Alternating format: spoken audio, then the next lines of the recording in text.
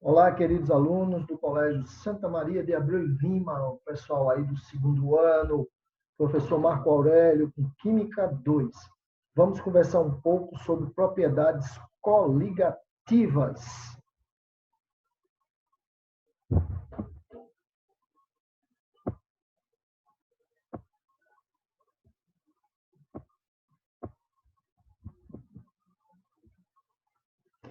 Então, vamos conversar sobre as propriedades coligativas.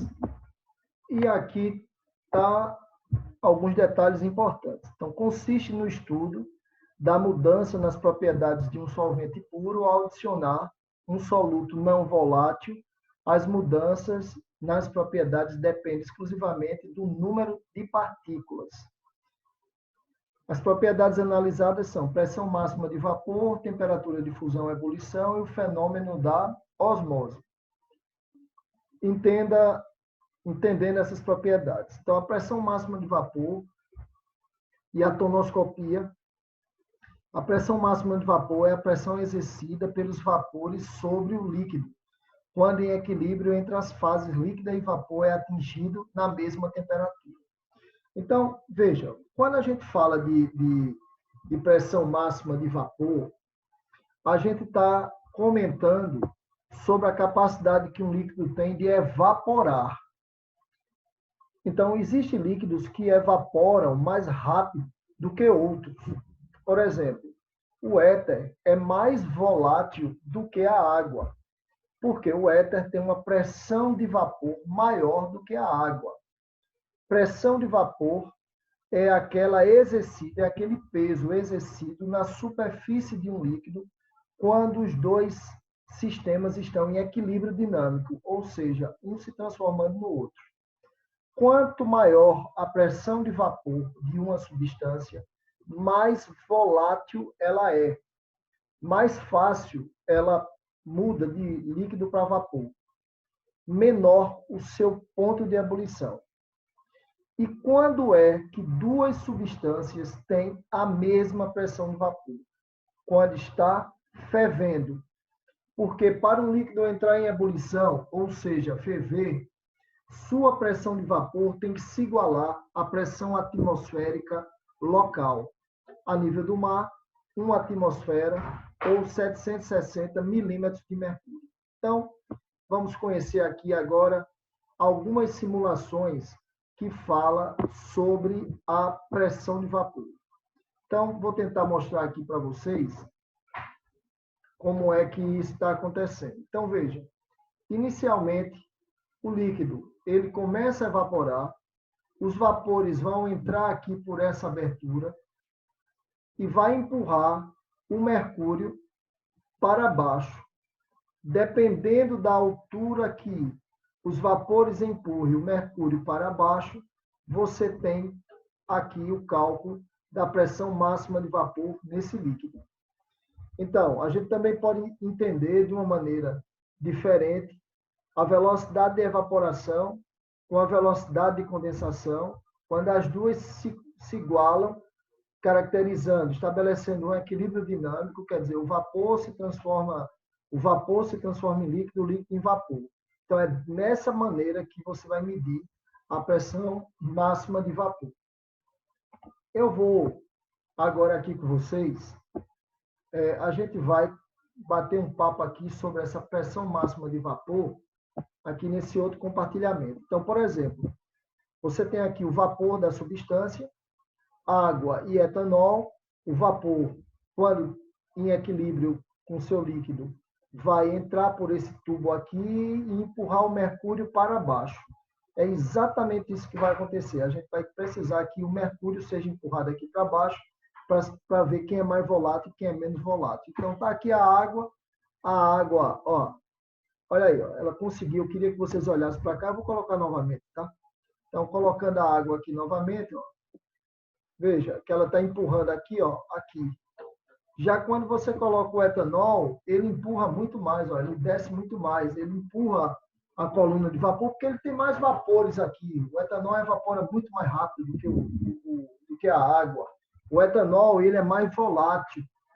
Bom, a pressão de vapor, ela também vai depender do seguinte, né? O que vai acontecer, por exemplo, quando a gente coloca soluto na água, né? Então, você tem aqui a água com 60 gramas, por exemplo, eu vou botar sal de cozinha com 50 gramas. Então, a gente vai colocar sal de cozinha na água. A água tem essa pressão de vapor já calculado, 23,76 milímetros é o que ela consegue empurrar os vapores, empurrar o mercúrio. O mercúrio não adere à superfície do líquido, então qualquer gás empurra ele para baixo e aí essa é a medida da pressão do vapor. Então, quando a gente coloca o sal na água, olha só o que acontece, a pressão de vapor cai. Por quê? Porque o soluto interage com o solvente e dificulta a sua evaporação. Essa queda na pressão do vapor a gente chama de tonometria ou tonoscopia. É a queda na pressão de vapor. Muito bem. Bom, a pressão de vapor também depende da temperatura. Então, a 15 graus Celsius tem essa pressão de vapor aqui, ó. A 25 graus Celsius você vai ter uma pressão de vapor maior e a 50 graus Celsius uma pressão de vapor muito maior. Então, pressão de vapor, como é que funciona a história da pressão de vapor? A pressão de vapor é uma medida que está relacionada à evaporação de um líquido. Quanto maior a pressão de vapor, mais volátil é o líquido. Menor o seu ponto de ebulição. Tá? Então, quem é mais volátil? Água, acetona. Quem é mais volátil? Água ou gasolina? Gasolina. Muito bem. Então, vamos agora ver aqui um outro detalhe para a gente continuar aqui a nossa história. Eu tenho mais um simulador aqui para vocês conhecerem. Vê só. Aqui é água pura, aqui vai ser água com açúcar e o sistema está fechado. Vê quem que evapora mais rápido. As duas evaporam, mas vê quem que evapora mais rápido. Então, nessa simulação, fica claro que a água pura ela evapora muito mais rápido do que água e açúcar. O açúcar ele prende a água, faz umas ligações aqui de hidrogênio e diminui a evaporação da água. Então, essa diminuição da evaporação de um solvente pela adição de um soluto não volátil, um soluto que não vai evaporar com o solvente, então não volátil, dá-se o nome de tonometria ou tonoscopia. Tono é pressão, então medida do abaixamento da pressão. Então, é isso que está acontecendo aqui, ó, o abaixamento da pressão, que é a tonometria ou tonoscopia. Vê que o fenômeno aqui acontecendo. Bom, então, agora eu queria com vocês, vamos fazer aqui, voltar aqui para a nossa simulação. Tem outro simulador aqui. Então, outro simulador, veja, a pressão de vapor, o líquido evapora, só que como o ambiente está fechado, o vapor volta a ser líquido. O líquido evapora e o vapor volta a ser líquido. E fica nesse equilíbrio dinâmico. Ou a velocidade de evaporação ela igual à velocidade de condensação. Então, é esse equilíbrio dinâmico que a gente procura em sistema fechado para medir a pressão de vapor de um líquido. Muito bem. Então, continuando aqui com vocês, nós temos o seguinte. Então, continuando aqui, nós temos agora assim. Aqui é o diagrama de fases, permite analisar o equilíbrio entre a fase sólida, líquida e gasosa. O diagrama de fases é bem interessante, né? A gente estuda diagrama de fases nesse assunto. E aqui, desse lado de cá, vocês vão ver que a região do estado sólido, pressão, temperatura, região do estado líquido, região do estado vapor. O ponto aqui fica sólido e líquido em equilíbrio. O ponto aqui é sólido e vapor em equilíbrio. O ponto aqui é líquido e vapor em equilíbrio. Aqui vai ser o ponto triplo. Você tem os três estados físicos ao mesmo tempo em equilíbrio. Aqui é o ponto crítico, temperatura crítica. Aqui é uma temperatura crítica. E esse quadrante aqui se chama fluido supercrítico, é gás comprimido. Porque quando você comprime o gás, ele fica com aspecto de líquido. Então, gás comprimido é o chamado fluido supercrítico. Quanto mais volátil a substância, maior a quantidade de vapores formados e, consequentemente, maior a pressão máxima de vapor. Quando a pressão máxima de vapor é igual à pressão atmosférica, o líquido entra em ebulição. Então, veja, esse gráfico aqui de baixo, ele sempre aparece em prova, tá? A 20 graus Celsius. Então, deixa eu até colocar aqui para vocês irem me acompanhando e ficar bem claro essa parte aqui, nesse gráfico aqui de baixo. Então, olha aí para esse gráfico aí de baixo.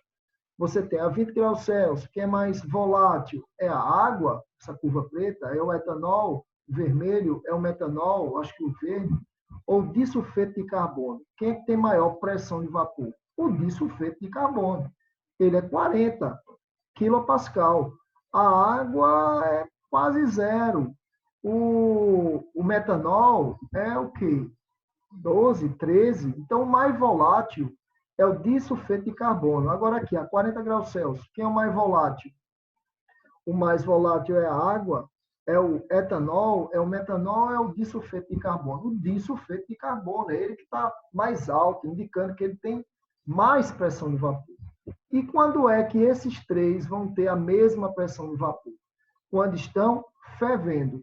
Porque para um líquido ferver, aumentando-se a temperatura, sua pressão de vapor tem que se igualar à pressão atmosférica local. Então, a pressão de vapor vai igualar a pressão atmosférica local, a pressão de vapor vai igualar a pressão atmosférica local, a pressão de vapor vai igualar a pressão atmosférica local e esse líquido vai ferver. Então, é isso aí que para a gente comentar a priori sobre a pressão de vapor.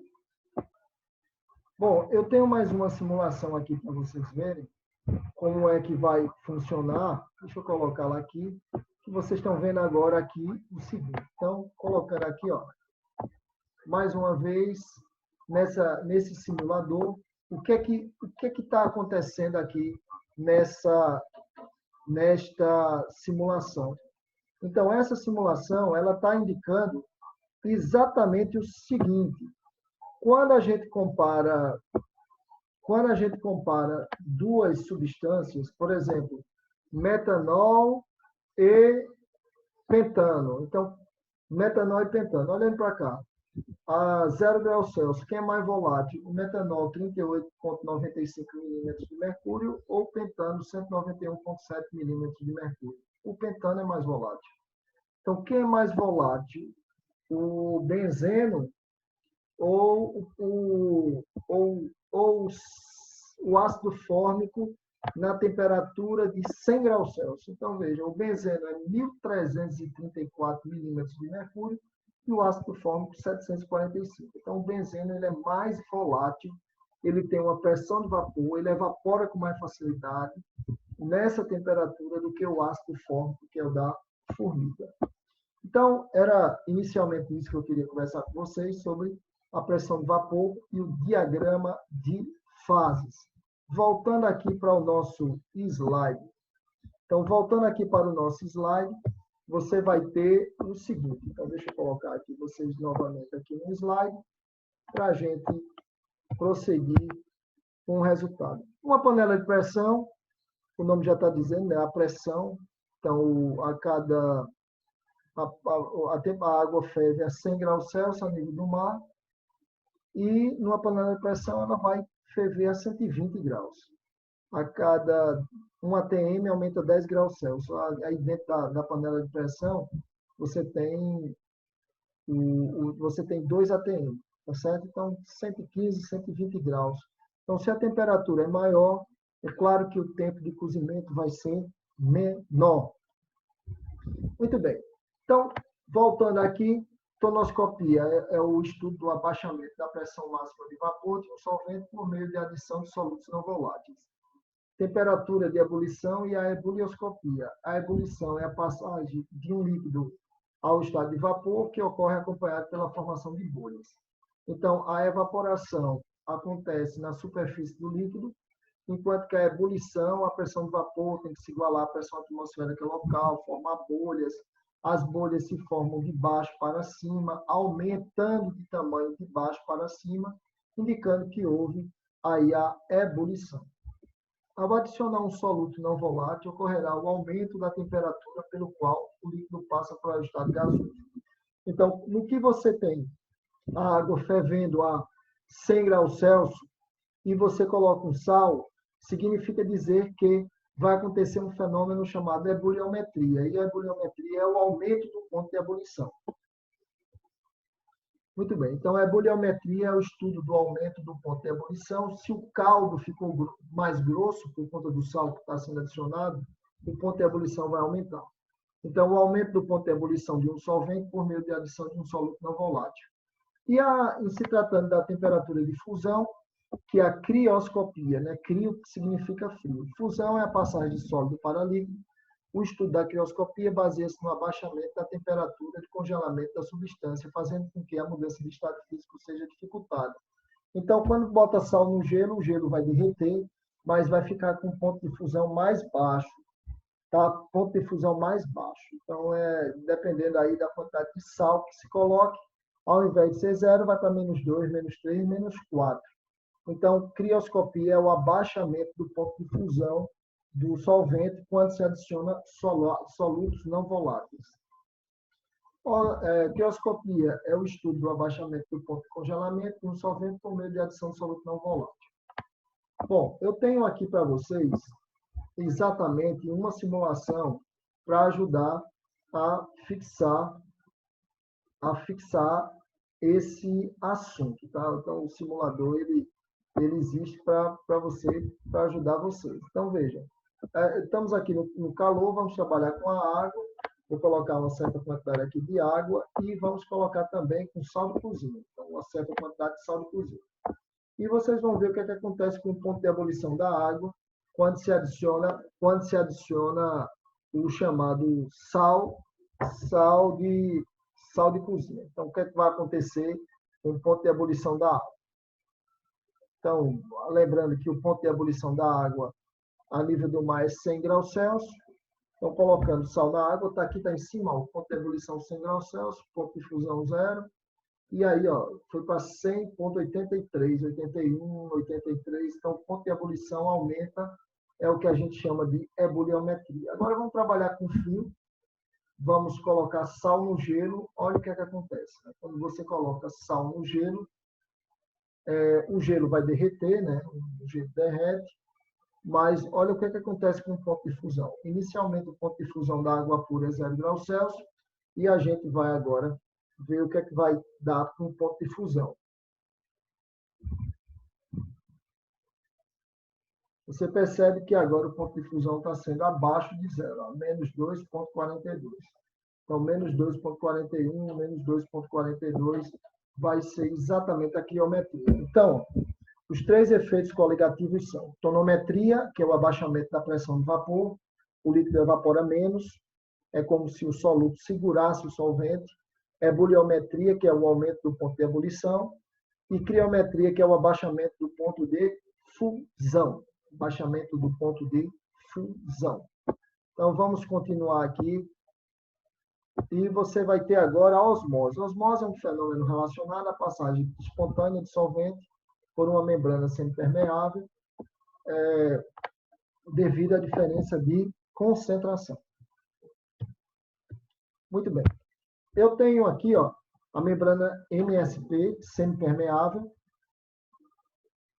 Solução hipotônica é aquela menos concentrada, solução hipertônica é aquela mais concentrada. Após um certo tempo, o solvente passou da hipotônica para a hipertônica.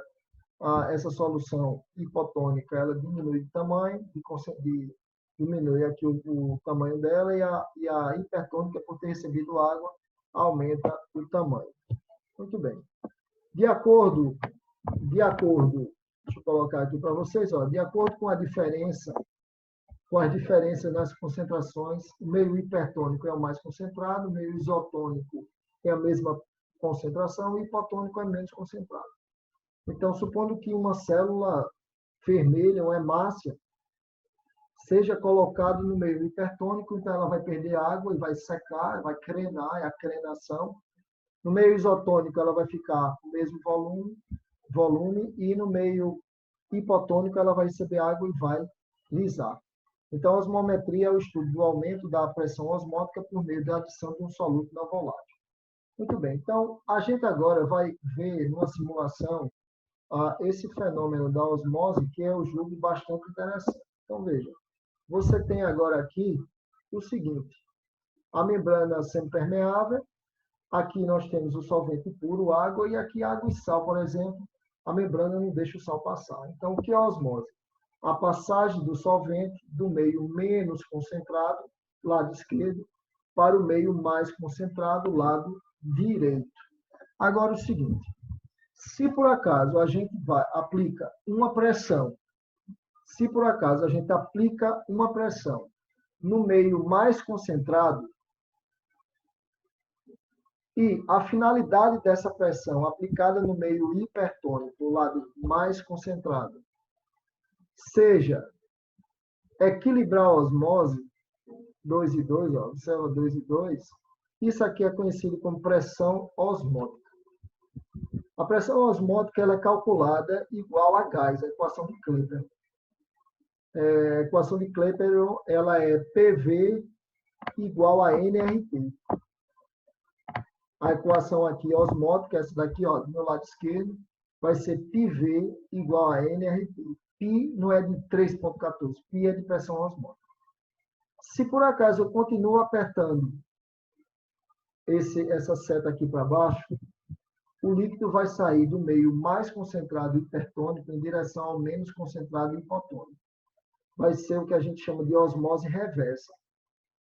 A osmose reversa é quando a pressão aplicada no meio mais concentrado é superior à pressão osmótica. É por osmose reversa que a água é tratada em ilhas, arquipélagos. Então, pega a água do mar, que passa pelo processo de osmose reversa para perder o excesso do sal e distribuir a água à população beber. Bom, meus amigos, vocês viram que nós temos os efeitos coligativos, né? O efeito coligativo que tem a ver com a queda da pressão do vapor, tonometria, o aumento do ponto de ebulição, ebuliometria e a queda do ponto de fusão, criometria, além do fenômeno da osmose. Nós iremos agora fazer exercícios para fixar esse assunto melhor. Até lá.